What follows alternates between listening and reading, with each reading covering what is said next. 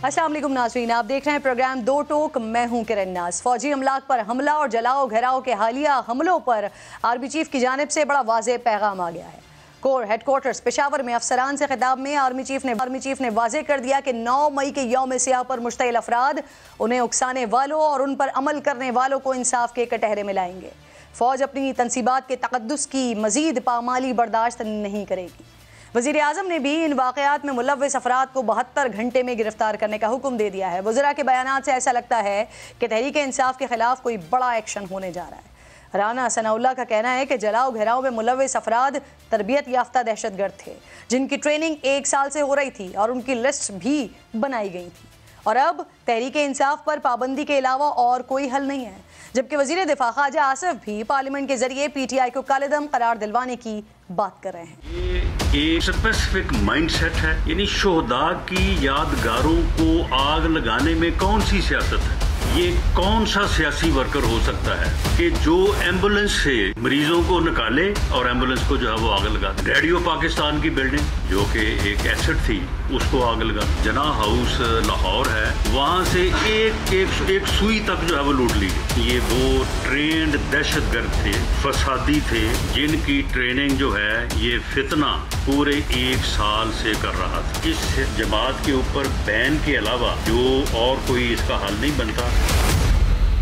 दूसरी जानिब आज रिहाई के बाद इमरान खान साहब ने जो अपना पहला खिताब किया, जो गुफ्तगू सामने आई है, उससे यही लगता है कि अब लड़ाई फैसला कुन मरहले में दाखिल हो गई है। खान साहब रिहाई पर चीफ जस्टिस के शुक्रगुजार हैं और उन्हें जमहूरियत की आखिरी उम्मीद करार दे रहे हैं, लेकिन फौजी क़यादत पर उनके इल्ज़ामात का सिलसिला जारी है। उनकी गिरफ्तारी और रिहाई तक इस मुल्क में जो कुछ होता रहा, फौजी अमलाक पर जिस तरह हमले हुए, जो नारेबाजी की गई, उन्होंने किसी एक अमल की भी मजम्मत गवारा नहीं की, बल्कि पेट्रोल बम्स और एहतजाज को तो ये कहकर डिफेंड करते रहे कि पूरी दुनिया में एहतजाज ऐसे ही होता है। अलबत्ता सरकारी बिल्डिंग जलाने के वाक़यात की तहकीकात का मुतालबा किया है कि ये पता चलाया जाए कि इसके पीछे है कौन। जो इन्होंने वहां किया, शीशे तोड़ के इस तरह अटैक किया अंदर, जिस तरह कोई पाकिस्तान का सबसे बड़ा दहशतगर्द अंदर बैठा हुआ था। तो रेंजर्स का क्या काम था? ये तो पुलिस को आना चाहिए था। जहां तक मुझे पता है ये पब्लिक का रिएक्शन इससे बहुत ज्यादा आना था। क्या खान साहब इन हमलों से सिर्फ लाताल्लुकी का इजहार करके किसी बड़ी मुश्किल से बच सकते हैं? ये तो आने वाला वक्त बताएगा, लेकिन बदकिस्मती से मुल्क एक और बड़ी महाज आराई से 2-4 होने जा रहा है। PDM पीड़ से सुप्रीम कोर्ट के बाहर धरना देने जा रही है। मरियम नवाज साहिबा इस्लामाबाद पहुंच गई हैं। मौलाना ने अंसारुल इस्लाम के रजाकारों को भी तलब कर लिया है। JUIFA ने वाज़ेह ऐलान कर दिया है कि चीफ जस्टिस के इस्तीफे तक धरना जारी रहेगा। 15 मई को PDM ने फैसला किया है कि हम सुप्रीम कोर्ट के सामने धरना देंगे। सुप्रीम कोर्ट के अंदर बाज जजेस जो एक मुजरिम, दहशतगर्द और एक डाकू के साथ खड़े हैं, बल्कि हमारे खिलाफ उनके साथ फरीक के तौर पर खड़े हैं। जो फरीक है उसका फैसला हमें कबूल नहीं है। काजी उल कुज़ात भी है, चीफ जस्टिस भी है, फरीक भी है। ये क्या बात है कि आपके आने से बड़ी खुशी हुई। थोड़ी सी भी कोई उन्हें एहसास होता तो अब तक वो घर चला जाता। हमारा धरना गैर मुअय्यना मुद्दत के लिए। इन तमाम मामलात पर बात करने के लिए मेरे मोअज़्ज़ज़ मेहमान में मुझे ज्वाइन कर रहे हैं नैयर बुखारी साहब, सेक्रेटरी जनरल हैं पाकिस्तान पीपल्स पार्टी के। बहुत शुक्रिया। अस्सलाम वालेकुम नैयर साहब। वालेकुम अस्सलाम। नैयर साहब, सबसे पहले तो सर कमेंट कीजिएगा, कल इमरान खान साहब ने जिस तरह का स्टेटमेंट इंटरनेशनल मीडिया को दिया, उसके बाद रात को उस पर U-टर्न भी ले लिया, फिर आज एक बार फिर इमरान खान साहब बड़े ताबड़तोड़ हमले कर रहे हैं DG ISPR के बारे में जिस तरह की गुफ्तगू कर रहे हैं, आर्मी चीफ के बारे में जिस तरह की गुफ्तगू कर रहे हैं, और अब आर्मी चीफ की तरफ से भी एक स्टेटमेंट आया है कि 9 मई को जिस तरह के वाकयात सानेहात हुए, उकसाने वालों के खिलाफ भी कार्रवाई के अज़्म का इरादा कर रहे हैं और जिन लोगों ने किया उनके खिलाफ भी कार्रवाई की बात कर रहे हैं। सर, सबसे पहले तो इस पर अपना रिएक्शन दीजिएगा। शुक्रिया। गुजारिश ये है कि इमरान खान का कंडक्ट, जब हुकूमत में थे तो उनका कंडक्ट क्या था और उनकी अप्रोच क्या थी टूवर्ड्स आर्म फोर्सेस, और फिर सब्सिक्वेंटली आफ्टर 9 अप्रैल 2022 फिर उनका कंडक्ट क्या रहा, उनकी अप्रोच क्या रही, या उनकी गुफ्तगू किस अंदाज से रही आर्म फोर्सेस के बारे में और आर्मी चीफ के बारे में, और फिर फॉर्मर आर्मी चीफ था, फिर उनको कैसे एक्यूज़ करते रहे। तो ये यू टर्न लेना, समरसॉट लेना, ये इनकी कोई नई बात नहीं है। लेकिन हम ये समझते हैं कि इमरान खान की इस गुफ्तगू की वजह से अगर आपको कहीं इत्तेफाक हो इंडियन चैनल्स को देखने का, या जो डिस्कशन इंडियन चैनल्स पे चल रही है और जो उनके एंकर्स हैं और उनके जो पार्टिसिपेंट्स हैं, तो वो तो कहते हैं हमें तो कोई प्रॉब्लम नहीं है, तकलीफ है अगर इमरान खान दोबारा प्राइम मिनिस्टर बन जाए तो इंडिया को तो कोई नुकसान नहीं है उससे, बल्कि रादर हमें तो बड़ा फायदा है कि अगर कर सके वो इमरान खान ने कर दिया। एग्जैक्टली वो कहते हैं कि अगर इमरान खान होगा तो आर्मी में डिवीजन आएगी, आर्मी के खिलाफ रिजेंटमेंट आएगी, आर्मी वीक होगी, रियासत पाकिस्तान वीक होगी, हमें तो वो सूट करता है। तो फिर ये इमरान खान किसके कॉज को सर्व कर रहे हैं, ये किसके लिए काम कर रहे हैं? तो अपरेंटली नज़र तो ये आता है कि दुश्मन मुल्क जिससे हमारी दुश्मनी सारी कौम के सामने है, सारी दुनिया के सामने है, तो वो इनको फैसिलिटेट कर रहे हैं और इमरान खान उनको फैसिलिटेट कर रहे हैं। और इमरान खान का वो जो स्टेटमेंट थी बीजेपी के हवाले से और मोदी के हवाले से, वो भी कौम के सामने है कि ये चाह रहे थे कि अगर ये मोदी आएगा तो पाकिस्तान को ज़्यादा फैसिलिटीज़ मिलेगी, फैसिलिटेशन होगी। और फिर देख लें कि मोदी की गवर्नमेंट ने कश्मीर का इशू पे क्या किया और फिर वो अपने आइन को अमेंड कर दिया। तो मैं समझता हूँ कि इमरान खान जो है वो किसी और का पर्पस सर्व कर रहे हैं, जिसके बारे में आज से 20-25 साल पहले भी बहुत सारे लोगों ने इसकी निशानदेही की थी। तो इमरान खान कौम को सर्व नहीं कर रहे, बल्कि कौम के जो दुश्मन है, रियासत के जो दुश्मन है, उनको सर्व कर रहे हैं। बुखारी साहब, इमरान खान साहब को गिरफ्तार किया गया, उसके बाद जिस तरह का रिएक्शन मुल्क में आया, कुछ लोग निकले लेकिन जो कुछ उन्होंने किया वो सब आपके सामने है। उसके बाद वो जब रिलीज़ हो गए तो उन्होंने कहा कि अगर दोबारा मुझे गिरफ्तार किया गया तो फिर इसी तरह का रिएक्शन आएगा। तो सर, आज आर्मी चीफ की जानिब से ये कहा जा रहा है कि जो ये मुल्क दुश्मनी कर रहे हैं, जो इस तरह के काम कर रहे हैं, उनके खिलाफ कार्रवाई की जाएगी। तो सर, अगर फिर कार्रवाई की जाती है किसी किस्म की और फिर इस तरह का रिएक्शन आता है तो उसके लिए कोई हिकमत अमली है सर हुकूमत की? क्योंकि पिछली दफ़ा तो नहीं दिखाई दी। देखिए, बुनियादी बात यह है कि बड़ी बदकिस्मती है जो जुडिशरी का रोल है इमरान खान के हवाले से, जो फैसिलिटेशन उसको मिल रही है जुडिशरी से, वो भी कौम के सामने है। जिस दिन इमरान खान को पेश किया गया सुप्रीम कोर्ट पे, उस दिन इमरान खान एक एक्यूज था, एक मुल्ज़िम था, और मुल्ज़िम के साथ कभी अदालतों ने ऐसा रवैया किया, सिविल जज की कोर्ट का ये रवैया नहीं होता जो रवैया चीफ जस्टिस ऑफ पाकिस्तान ने एक मुल्ज़िम को वेलकम किया। भला वो कल उसको एक्विटल मिल जाती, वो बरी हो जाते, लेकिन इंतज़ामिया और जो तहकीकाती इदारे हैं, जो इन्वेस्टिगेशन एजेंसी हैं, उनके कागज़ों में भी वो मुल्ज़िम था। और जिस अंदाज से उस मुल्ज़िम को, जिसकी अपील आई हुई थी, उनके बारे में जो रिमार्क्स जब वेलकम किया गया, तो क्या मैसेज दिया चीफ जस्टिस ऑफ पाकिस्तान ने? तो फिर मैं ये समझता हूँ कि अगर आर्मी चीफ की आज स्टेटमेंट आई है तो इमरान खान ने कहा जी जुडिशल कमीशन बनाया। जुडिशरी का काम इन्वेस्टिगेशन और इंटरोगेशन नहीं है, वो कोर्ट्स डिसाइड करती हैं, मुकदमात को फैसले करती हैं, वो इंसाफ के तकाजे पूरे करती हैं, वो ट्रायल्स होता है और ट्रायल्स के बाद एक्विटल या कन्विक्शन करती हैं। मैं ये समझता हूँ कि आर्मी चीफ की जो स्टेटमेंट है उसको बड़ा गौर से आप देखें कि इस मुल्क में पाकिस्तान आर्मी एक्ट भी 1952 का मौजूद है। उस आर्मी एक्ट में भी जो सेक्शन 2 है वो बड़ी वाज़ेह है कि कौन किन किन पे ये लागू हो सकता है। और फिर ये भी बात वहाँ पे दर्ज है कि जो आर्म फोर्सेस के इंस्टॉलेशंस पे उनकी प्रॉपर्टीज़ को डैमेज करते हैं तो उनको भी आर्मी एक्ट के नीचे ट्रायल किया जा सकता है। तो मैं समझता हूँ कि ये बड़ी दुरुस्त बात है जिनकी शनाख्त हो गई है, उनके केसेस बुखारी साहब ये मिलिट्री कोर्ट्स में भी चल सकते हैं? बिल्कुल चल सकते हैं, अगर आर्मी चाहेगी तो चल सकते हैं। आर्मी एक्ट को पढ़ लिया जाए कि आर्मी एक्ट में क्या है कि ये जो था उसका कोर कमांडर का घर था, वो आर्मी की प्रॉपर्टी थी ना, उसको डैमेज किया गया।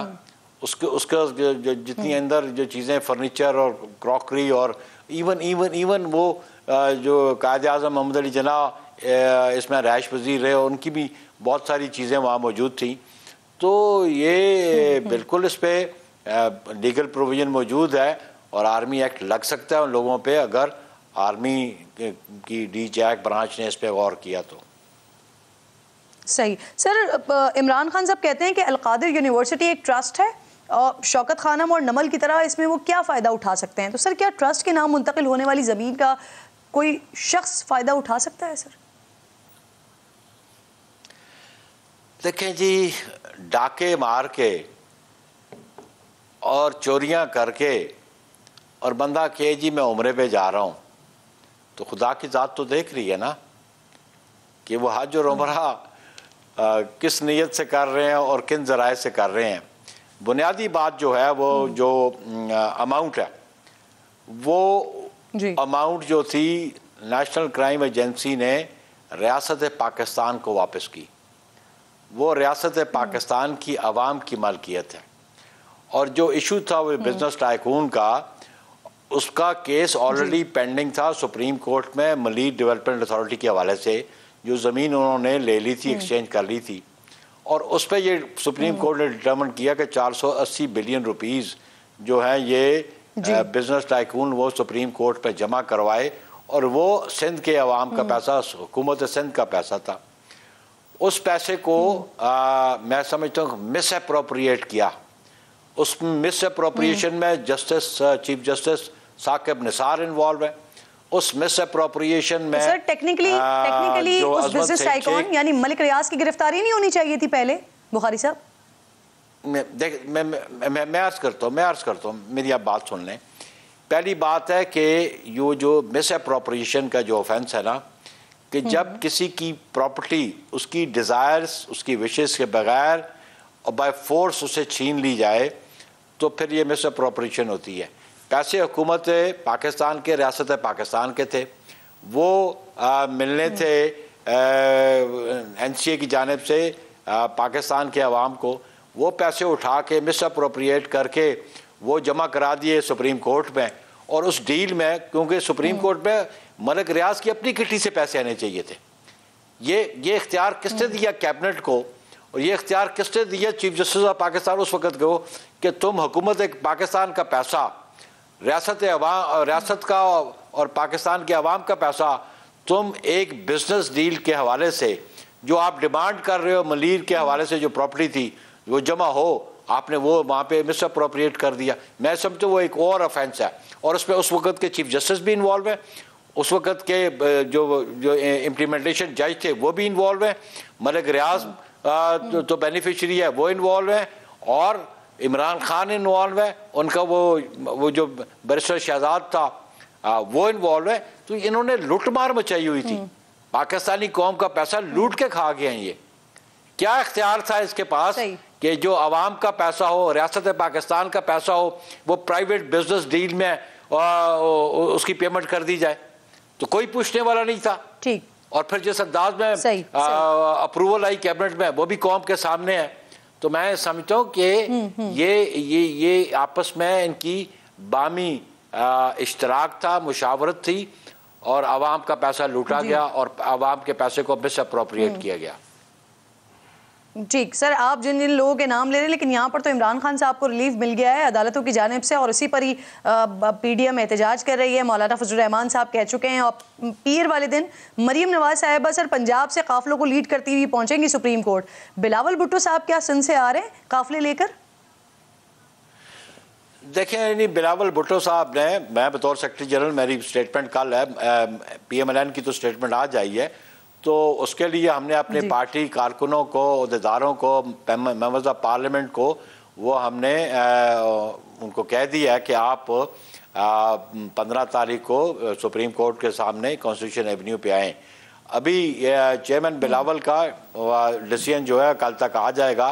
उनकी और कमिटमेंट्स भी हैं, क्योंकि ऑफिशियल कमिटमेंट्स हैं उनकी एज अ फॉरेन मिनिस्टर, तो वो उसके बारे में कल उनका ऑफिस अपनी कोई स्टेटमेंट जारी कर देगा। लेकिन बतौर सेक्रेटरी जनरल पाकिस्तान पीपल्स पार्टी ने, मैंने तो अपनी स्टेटमेंट जारी की, और हमने पंजाब KPK और आज़ाद कश्मीर के कारकुनों को, अहदेदारों को कहा है कि वो बिल्कुल उस धरने में शरीक हो। कन्वे हम क्या करना चाहते हैं? हम कन्वे करना चाहते हैं चीफ जस्टिस ऑफ पाकिस्तान को, जुडिशरी को, कि जनाब आप मुनसिफ बने, आप मुनसिफ बने। सर, और मैं एक सवाल करता हूँ, इस्तीफे तक धरना देने की बात कर रही है बुखारी साहब। इस्तीफे तक धरना देने की बात कर रही है, तो क्या पाकिस्तान पीपल्स पार्टी इस मुतालबे की भी हिमायत करती है? देखिए, वो ये अभी आपने मुझे कन्वे किया, ये हमारी पार्टी की जो सुप्रीम बॉडी है वो इस पर डिसीजन ले लेगी।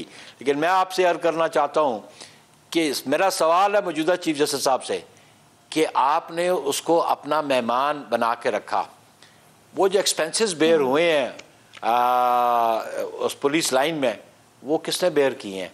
सुप्रीम कोर्ट ने किए हैं, हुकूमत पाकिस्तान ने किए हैं।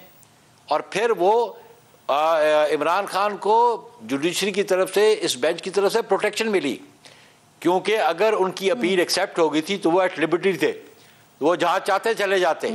लेकिन बाय डिज़ाइन उनको अपनी कस्टडी में रखा ताकि उनके खिलाफ जो और मुकदमात हैं उनमें उनको गिरफ्तार न किया जा सके। हालांकि कानूनी तौर पे इंतज़ामिया को और इन्वेस्टिगेशन एजेंसी को इख्तियार था उनको कस्टडी में लेते, लेकिन उस कंटेम्प्ट के खौफ से, डर से और चीफ जस्टिस के एक हुक्म से अपनी प्रोटेक्शन में रखा, और उस वक्त तक प्रोटेक्शन में रखा जब तक उनको इस्लामाबाद हाई कोर्ट से रिलीफ नहीं मिल गई। तो ये क्या है?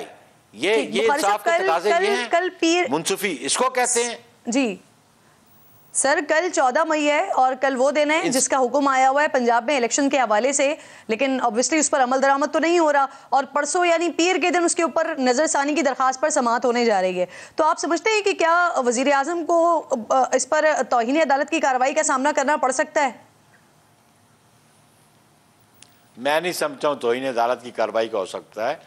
और ये तौहीन अदालत जो है ये सिर्फ पब्लिक पे या पार्लियामेंटेरियंस पे क्यों, अगर जो जुडिशरी में लोग बैठे हुए हैं उनको इस बारे में गौर करना चाहिए कि ये क्या तरीका था कि जब आप एक मुल्ज़िम को, जब तक उसको कोर्ट एक्विट नहीं करती, इमरान खान अभी भी मुल्ज़िम है, मैं उसको मुजरिम नहीं कह रहा, मैं मुल्ज़िम कह रहा हूं, और पाकिस्तान में एक्यूज के साथ कभी ये ट्रीटमेंट हुआ? अगर ये ट्रीटमेंट नहीं हुआ तो चीफ जस्टिस की जो रिमार्क थे वो इन्वेस्टिगेशन एजेंसीज को और इंटरोगेटिंग एजेंसीज को क्या मैसेज कन्वे कर रहे थे कि ही इज इनोसेंट? ठीक, आप कानून बहुत अच्छी तरह जानते हैं बुखारी साहब, और आप कह रहे हैं कि इस पर तौहीन अदालत की कार्रवाई नहीं हो सकती। सर ये फरमाइएगा, कल मेरे प्रोग्राम में लीगी सेनेटर मौजूद थे और वो ये बताकर गए, दावा करके गए कि सीनियर पार्लियामेंटेरियंस पर मुश्तमिल एक कमेटी बनाने जा रहे हैं, इस्तेहकाक कमेटी, जो कि जजिस को तलब बुलाएगी, सर तलब करेगी। इस कमेटी में कौन कौन शामिल हो सकता है बुखारी साहब?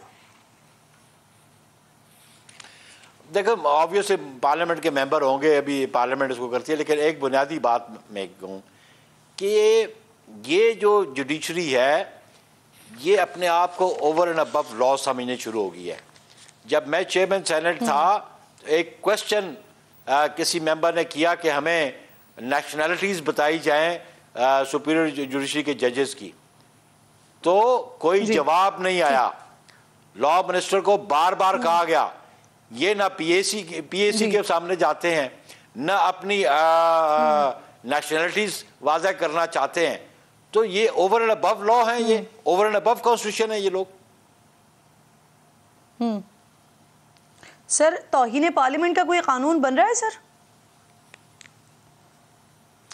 देखें, वो जो प्रिविलेजेस का लॉ था वो उसके लिए भी कोडिफाइड लॉ बना नहीं था। उसमें कॉन्स्टिट्यूशन में यही लिखा हुआ है कि जो प्रीवियसली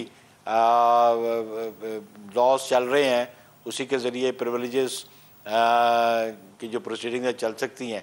लेकिन अभी मैंने देखा है कि कोई बिल पेश किया जा रहा है और उस पर मैं समझता हूँ कि बिल्कुल पार्लियामेंट की जो तौहीन है उस पर कानून साजी होनी भी चाहिए। नहीं बुखारी साहब, बहुत बहुत शुक्रिया, प्रोग्राम में आप मेरे साथ मौजूद हैं। बदकिस्मती नाजरीन पाकिस्तान की ये है कि यहाँ सियासत तामीरी नहीं बल्कि तखरीबी की जा रही है। इस वक्त सूरत हाल ये है कि एक बड़ी सियासी जमात का निशाना चीफ जस्टिस है, तो दूसरी बड़ी सियासी जमात का हदफ आर्मी चीफ है। इमरान खान, आप मुल्क के मकबूल तरीन लीडर हैं, इसीलिए आप पर जिम्मेदारी भी ज़्यादा आयद होती है, लेकिन आप शायद इस वक्त पाकिस्तान के सबसे गैर जिम्मेदार तरीन सियासतदान हैं। आपके मुताबिक इस वक्त मुल्क के तमाम तर हालात के जिम्मेदार आर्मी चीफ हैं। तो खान साहब, आपने अपने इत्तेहादियों से किए हुए वादे पूरे नहीं किए, उन्हें अपने साथ रखने में नाकाम रहे। क्या ऐसा करने को आपको आर्मी चीफ ने कहा था? आप मसनद पर बैठकर अपने ही MNA से मिलने से इनकारी थे। क्या ये आपको आर्मी चीफ ने कहा था? अपनी अना की खातिर आपने अपने लोगों को नहीं मनाया और इख्तिदार से बाहर हो गए। क्या ये आपको आर्मी चीफ ने कहा था? बुज़ार जैसे नाअहल शख्स को आधे पाकिस्तान का मालिक बना दिया। क्या ये आपको आर्मी चीफ ने कहा था? कशकोल तोड़ने का नारा लगाकर IMF की मिन्नतें करने को आपको आर्मी चीफ ने कहा था। नाकाम माशी पॉलिसी से खैबर पख्तूनख्वा और पाकिस्तान के कर्जे दुगने कर दिए। क्या ये आपको आर्मी चीफ ने कहा था? सऊदी अरब के तोहफे को बेचने का आर्मी चीफ ने कहा था। घड़ी बेचकर टैक्स रिटर्न में जाहिर न करने का आर्मी चीफ ने कहा था। भारत, अमेरिका और इसराइली शहरियों से फंडिंग लेने का आर्मी चीफ ने कहा था। सियासतदानों से करप्शन का पैसा वापस लेकर कौमी खजाने में डालना था, लेकिन जब बरतानिया ने मनी लॉन्ड्रिंग का पैसा पकड़कर पाकिस्तान को दिया तो आपने उसे मलिक रियाज को वापस लौटा दिया। खान साहब, क्या ये आपको आर्मी चीफ ने कहा था? फरा गोगी जो बुशरा बीबी के लिए हीरे की अंगूठियां मांग रही थी, क्या ये आर्मी चीफ ने कहा था? फिर अदालत को जवाब देने के बजाय कोर कमांडर हाउस और अवामी अमलाक को आग लगाने का आर्मी चीफ ने कहा था। एम्बुलेंस से मरीजों को उतारा गया और फिर उसे जलाया गया। क्या ये आर्मी चीफ ने कहा था? खान साहब, आप ही कुछ अपनी अदाओं पे गौर करें। अगर हम अर्ज करेंगे तो फिर आपको शिकायत होगी। खान साहब, आपकी वजह से भारत में इस वक्त शादियाने बज रहे हैं। उनके थिंक टैंक ये कह रहे हैं कि पाकिस्तानी अवाम और फौज को लड़ाने के लिए उन्हें अब किसी साजिश की ज़रूरत ही नहीं है, क्योंकि उसके लिए तो इमरान खान ही काफ़ी है। दूसरी तरफ नवाज शरीफ साहब की साहबजादी मुस्लिम लीग नून की चीफ ऑर्गेनाइजर मरियम नवाज साहिबा हैं, जो अपनी पार्टी की बदतरीन कारकर्दगी से तो लाताल्लुक हैं, लेकिन हर नाकामी का जिम्मेदार अदलिया और चीफ जस्टिस को करार देने की कोशिशों में लगी हुई हैं। क्या IMF को आई डोंट केयर कहने का चीफ जस्टिस ने कहा था मरियम साहिबा? डॉलर का रेट फिक्स करने को चीफ जस्टिस ने कहा था। बदतरीन माशी पॉलिसीज की वजह से दोस्त मुल्कों को मदद न करने का चीफ जस्टिस ने कहा था। महंगाई 12% से तकरीबन 50% पर पहुंचाने का चीफ जस्टिस ने कहा था। बगैर तैयारी अदम एतमाद लाने का चीफ जस्टिस ने कहा था। इत्तेहादी हुकूमत बनाने का चीफ जस्टिस ने कहा था। पंजाब और KP के हुकूमत तोड़ने का चैलेंज देने को चीफ जस्टिस ने कहा था। इंटरनेशनल मार्केट में $1 भी कम हुआ तो पेट्रोल की कीमत कम करने का वादा करने का चीफ जस्टिस ने कहा था। मरियम, आप इमरान खान की जमानत के सुप्रीम कोर्ट के फैसले पर उंगलियां तो उठा रही हैं, लेकिन ये भूल रही हैं कि नैब ने जिस तरह अदालत में घुसकर इमरान खान को गिरफ्तार किया, ये मौका खुद हुकूमत ने अदलिया को फराहम किया। मरियम साहिबा, फैसला सुप्रीम कोर्ट ने गलत नहीं किया, बल्कि आप लोगों ने गिरफ्तारी के मकाम और वक्त का चुनाव गलत किया। आप लोगों ने चीफ जस्टिस के असखुद नोटिस के इख्तियार पर तनकीद की, उसको महदूद करने के लिए कानून साजी की। हालांकि अगर इस वक्त आपकी पार्टी इख्तिदार में है तो वो चीफ जस्टिस की उस असखुद नोटिस की वजह से ही है जो उन्होंने 9 अप्रैल की रात को लिया था। आप इस्लामाबाद हाई कोर्ट के फैसलों पर उंगलियां उठा रही हैं, लेकिन ये वही इस्लामाबाद हाई कोर्ट है जिसने आपको और आपके खावंद को तमाम मुकदमात में बरी किया था। उसी अदलिया ने आपके चचा और मुल्क के मौजूदा वज़ीर आज़म शहबाज शरीफ, साबिक़ वज़ीर आला पंजाब हमजा शहबाज को क्लीन चिट दी थी। इसी अदलिया ने नैब को पाबंद किया था कि मरियम को गिरफ्तारी से 10 रोज पहले आगाह करे। इस वक्त एक का नारा तराजू के पलड़े बराबर करो तो दूसरे की ख्वाहिश गैर जानिबदारी ख़त्म करो। दूसरों पर तनकीद में आगे निकलना चाहते हैं, लेकिन कारकर्दगी में मुकाबला नहीं चाहते। कि याद रखें कि जब सियासतदान अपने मामलात खुद डील करने के बजाय आगे पीछे देखते हैं तो खराबियाँ वहीं से जन्म लेती हैं।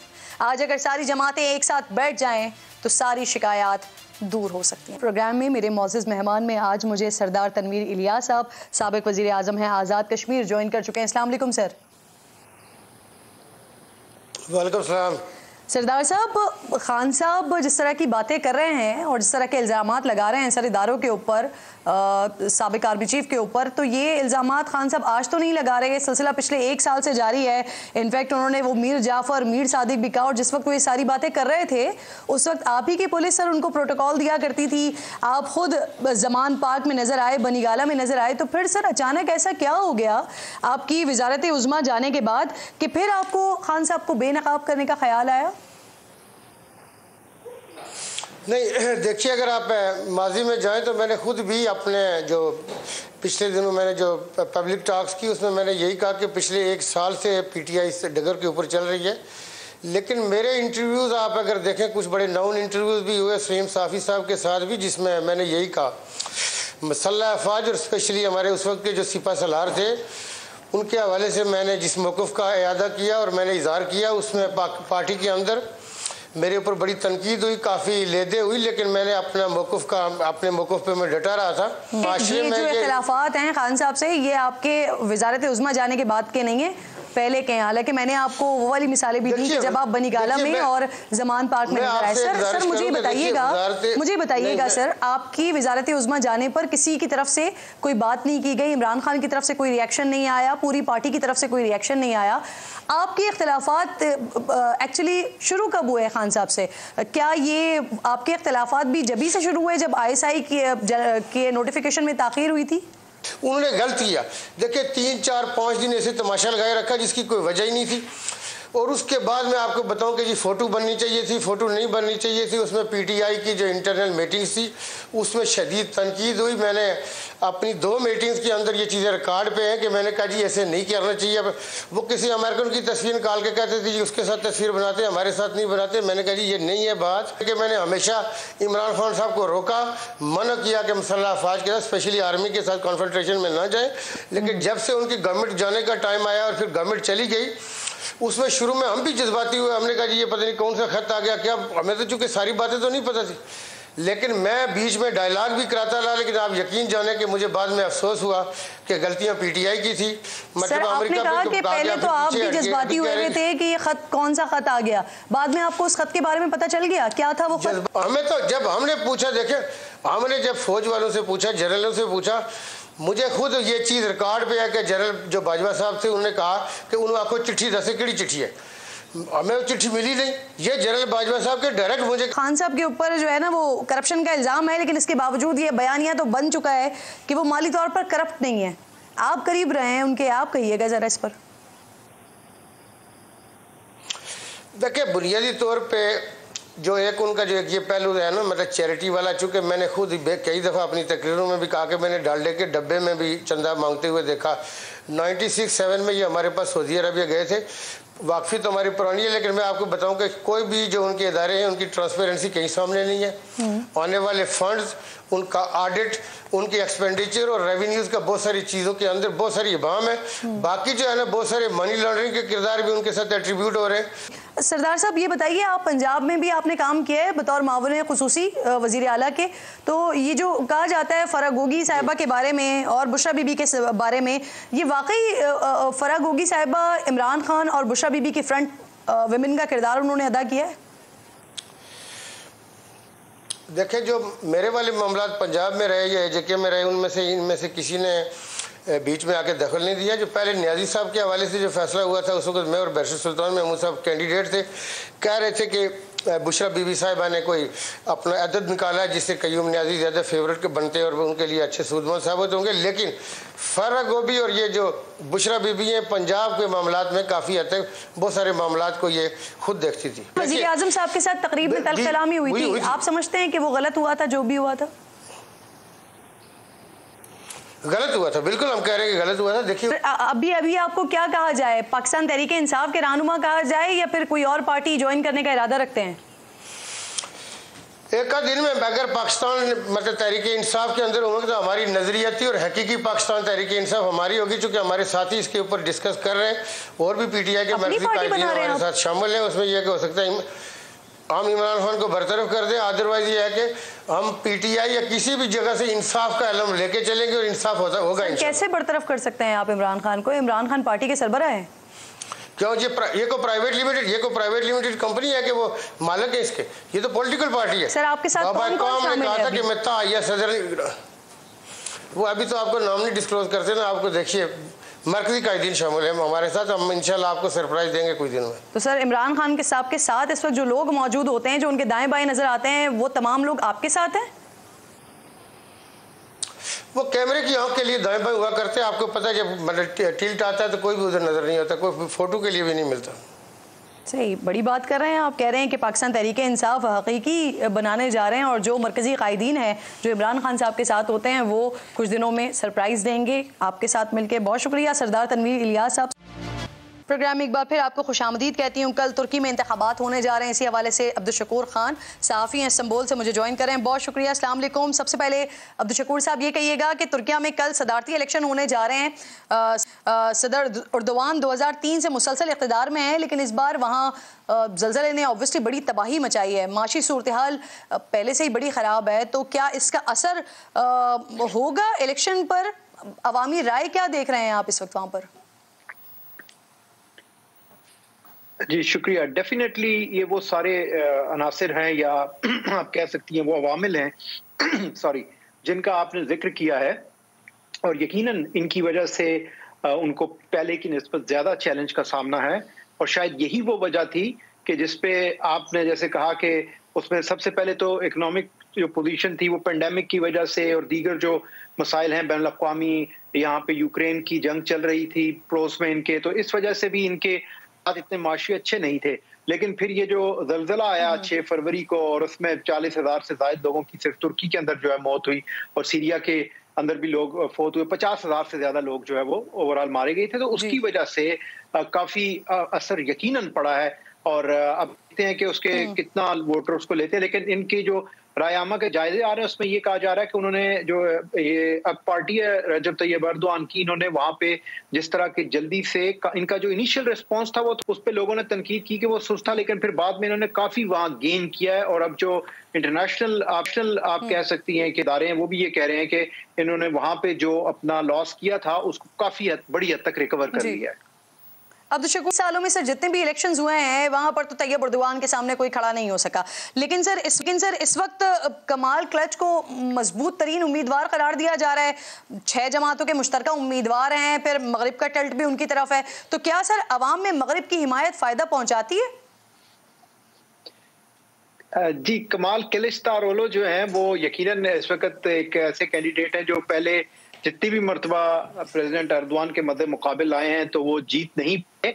इस दफा उनको जो 5 दीगर पार्टीज हैं, इसको 6 टेबल पार्टी कहा जा, वो जो है वो उनके साथ हैं और वो कोशिश कर रहे हैं, और बज़ाहिर वो अपना जो उनका टिल्ट है वो मगरिब ही की तरफ है, और तुर्की के जो राइटिस्ट हल्के हैं उनका कोई ज्यादा मगरिब की तरफ वो नहीं है। और आपको पता है कि एर्दोआन उनसे बड़ी बराबरी की सतह पर डील करते रहे हैं, तो आई डोंट नो कि उसको जो आम तुर्क वोटर है वो किस तरह देखेगा।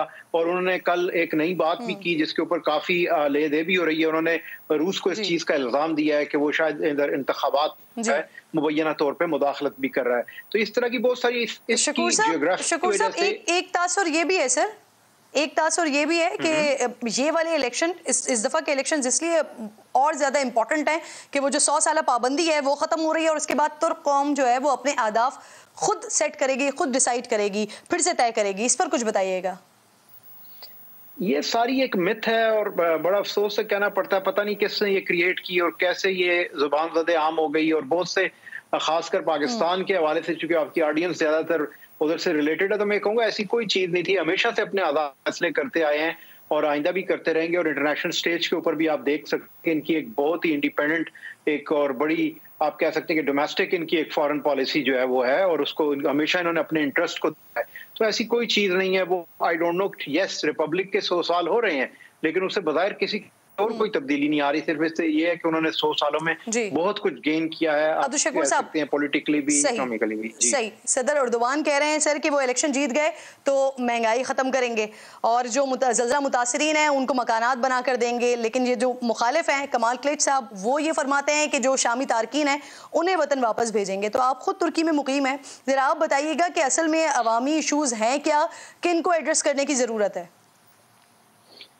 देखिए, बड़ा इंपॉर्टेंट ये वाला सवाल आपने किया है। यकीनन उन्होंने ना सिर्फ ये कि रजब तैयब एर्दोआन ने कहा कि वो बाली के काम करेंगे, बल्कि उन्होंने बहुत सारा डिलीवर भी किया और वादा किया उनको 3 लाख मकानात उनको एक के अंदर बनाकर देंगे। और वो लोग जानते हैं कि अभी तक उन्होंने जो भी लोगों के साथ प्रोमिस किए वो पूरे किए। जहां तक महंगाई का ताल्लुक है, देखिए सियासतदान कह तो देते हैं, लेकिन इसमें आपको मारूजी हालात सामने रखने पड़ेंगे। तो अब वो कितने उनकी फेवर में आते हैं इलेक्शन के बाद, वो एक अलग बात की बात है।